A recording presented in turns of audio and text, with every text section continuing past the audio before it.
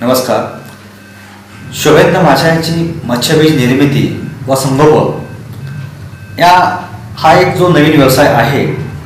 ह्या व्यवसायाचं नेमकं मत्स्यबीज उत्पादन कसं केलं जातं, संगोपन कसं पद्धतीनं होतं, त्याचं मार्केटिंग कशा पद्धतीने केलं जातं आणि एक कमी पैशामध्ये कमी जागेमध्ये हा व्यवसाय कसा केला जातो, हे याचा पूर्ण एक माहितीपट तयार करण्यासाठी आत्मा म्हणजेच कृषी तंत्रज्ञान व्यवस्थापन यंत्रणा लातूर यांनी हा एक माहितीपट तयार करण्यासाठी अर्थसहाय्य दिलं आणि त्यांनी दिलेल्या अर्थसहाय्यातूनच आम्ही हा एक छोटासा एक परिपूर्ण तंत्रज्ञान माहितीपटच्या माध्यमातून शेतकरी, महिला बचत गट व सुजित बेकार ह्या माहितीपटाच्या माध्यमातून लोकांपर्यंत पोहोचवतो आहोत आणि त्यांना याच्यातून एक चेतना मिळून ते स्वतःचा व्यवसाय तयार करतील अशी मला आशा वाटते.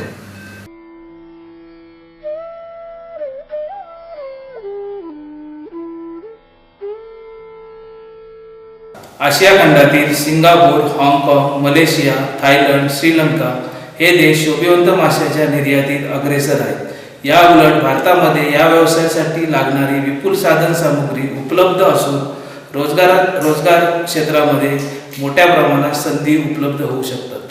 शोभिवंत मासे हे त्यांच्या विविध रंगामुळे आकर्षक दिसत असून अनेक घरामध्ये, रेस्टॉरंटमध्ये, मत्स्यालयामध्ये व इतर अनेक ठिकाणी यांचा सुशोभीकरणासाठी वापर केला जातो. या शोभिवंत माशांच्या मत्स्यालयाची मागणी दिवसेंदिवस वाढत असून यामध्ये स्वयंरोजगाराच्या संधी मोठ्या प्रमाणात उपलब्ध होत आहेत. अशा प्रकारच्या वेगवेगळ्या प्रजातीची माहिती आज आपण पाहू. गोल्डफिश हा मासा मोहक रंगाचा व शांत स्वभावाचा असल्यामुळे शोभिवंत माशामध्ये जास्त लोकप्रिय ठरला आहे. गोल्डफिश हे वेगवेगळ्या प्रकारचे असून त्यामध्ये वरांडा, रेड कॅप, शुभंकिन इत्यादींचा समावेश होतो. गोल्डफिश हे मासे अंडी देणारे असून मत्स्यालयातील पान वनस्पतींवर अंडी चिटकलेले असतात. मादी गोल्डफिश एका वेळेस 2000 ते 3000 अंडी देते.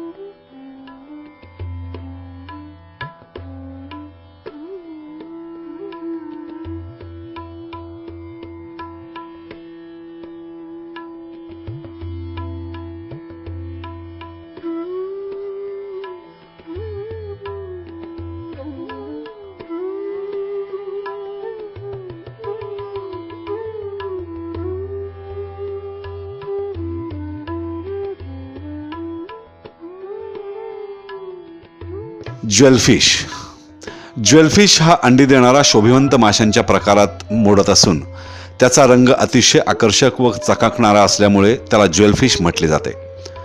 माशाचे प्रमुख खाद्य जिवंत खाद्य व कृत्रिम खाद्य हे आहे. यामध्ये डायफिनर, मोइना, कोपेपोड्स, ट्युबिफ्लेक्स वर्म यांचा समावेश होतो. याशिवाय बाजारपेठेमध्ये उपलब्ध असणारे कृत्रिम खाद्यांचाही वापर करता येतो. हे मासे मत्स्यालयातील दगड किंवा गुळगुळीत दगड गोट्यांवर अंडी देतात. या माशांचे प्रमुख वैशिष्ट्य म्हणजे अंड्याची राखण स्वतः नर व मादी करतात.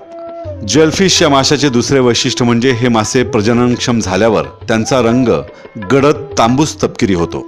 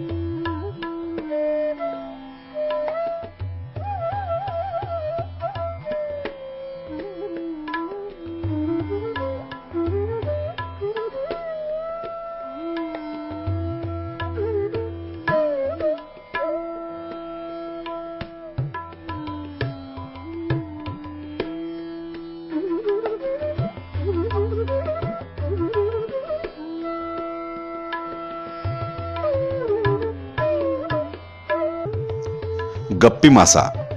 गप्पी मासा हा सर्वत्र आढळणारा मासा असून त्याच्या रंगबेरंगी छटामुळे सर्वांमध्ये आकर्षक ठरला आहे. हा मासा मुख्यतः डासांच्या अळ्यांचे भक्षण करत असल्यामुळे डासांपासून होणाऱ्या आजारांवर नियंत्रण ठेवण्यास मदत होते. मादी गप्पी ही नर माशापेक्षा आकाराने मोठी असते. गप्पी मासे पिलांना जन्म देणारे असून एक मादी साधारणपणे एका वेळी 20 ते 100 पिलांना जन्म देते.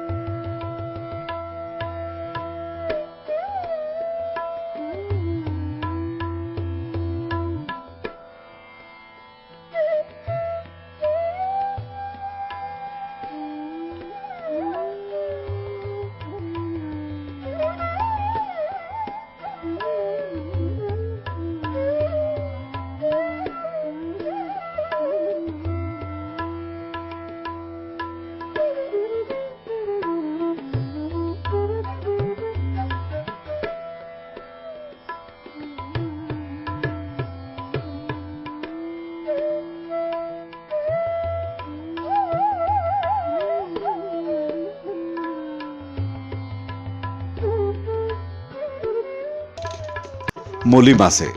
मोली मासे हे वेगवेगळ्या रंगाचे पाहावयास मिळतात. यामध्ये प्रामुख्याने पांढरा, काळा, चंदेरी इत्यादीचा समावेश होतो. मोली माशांमध्ये मादी नरापेक्षा आकाराने मोठी असते. मोली मासे पिलांना जन्म देणारे असून एक मादी एका वेळेस 30 ते 70 पिलांना जन्म देते. इतर शोभिवंत माशाप्रमाणे मोली माशांच्या खाद्यामध्ये डायफेनिया, मोइना, कोपेपोड्स अशा जिवंत खाद्यांचा समावेश होतो. मोली माशांचे प्रजनन झाल्यानंतर नर व मादींना वेगळे करणे आवश्यक असते व ते वेगळे करावेत.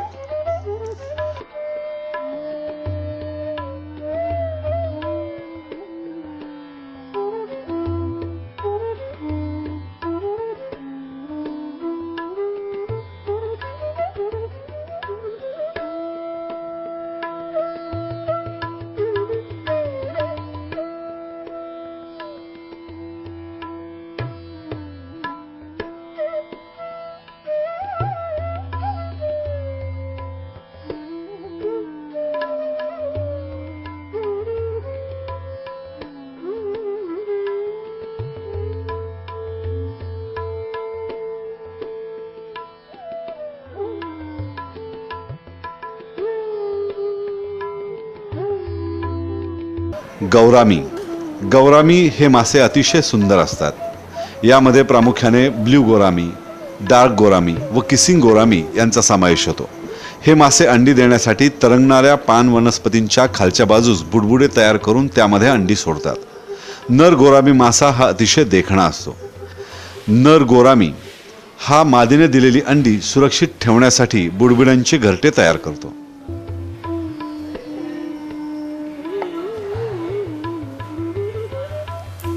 शोभिवंत मत्स्यपालन हा व्यवसाय सुरू करण्यासाठी आपल्याला तांत्रिक प्रशिक्षण घेणे अतिशय महत्त्वाचे आहे आणि हे प्रशिक्षण मत्स्यविज्ञान महाविद्यालय उदगीर येथे वेळोवेळी घेतले जाते.